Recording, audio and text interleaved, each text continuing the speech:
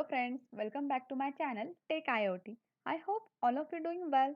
Today we will learn logic design of IoT. There are three subparts in logic design. First one is the IoT functional blocks. Second one is the IoT communication models.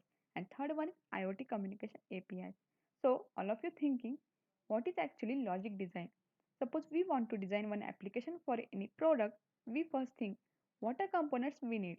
Suppose I want to make home project for home automation. First I think what devices, what types of sensor, which network we are using. After selecting components, we have to know which components do what. So it is known as function of components. When we know function of each component, so we will thinking about logic design of our application. And for designing that application or software, we need to know how communication will happen, what types of communication model we need, and for communication of our data, what types of API we need. When we know all about this, then we are ready to design our application. So let's start with IoT functional blocks. First one is the IoT devices.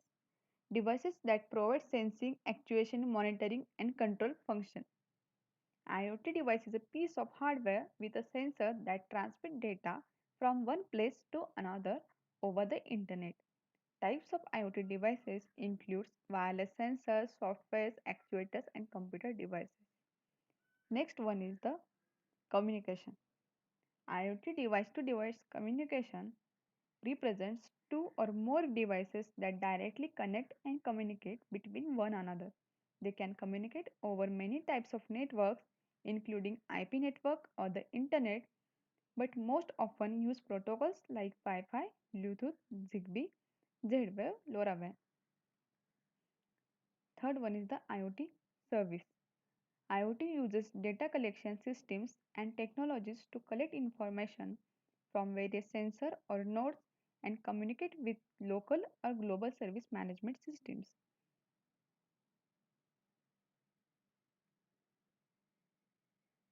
Fourth one is the IoT device management. IoT device management is the process of authenticating, provisioning, configuring, monitoring, and maintaining the device firmware and the software that provides its functional capabilities. Effective device management is critical to establishing and maintaining health, connectivity, and security of IoT devices.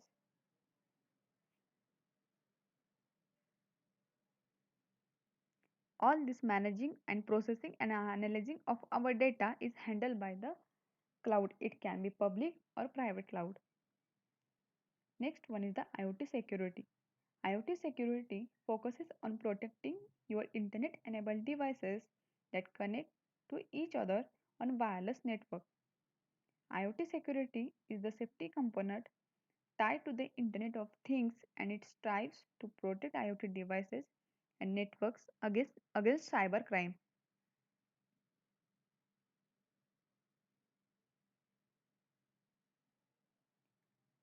Next one is the IoT application. IoT application use real-time information to make decision and to come up with solution. This application reduce the time, energy and money spent by the users. This real-time information greatly helps industry develop high quality and efficient products. IoT application provides an interface that users can use to control and monitor various aspects of IoT systems. Application also allows users to view the system status or view the analyze and process the data. As we already see components of IoT, so as a first component we know devices that are function used for sensing, actuation, monitoring. Second one is the gateway. Gateway handles communication and security in IoT. Cloud handles services management in IoT and user interference handles the application.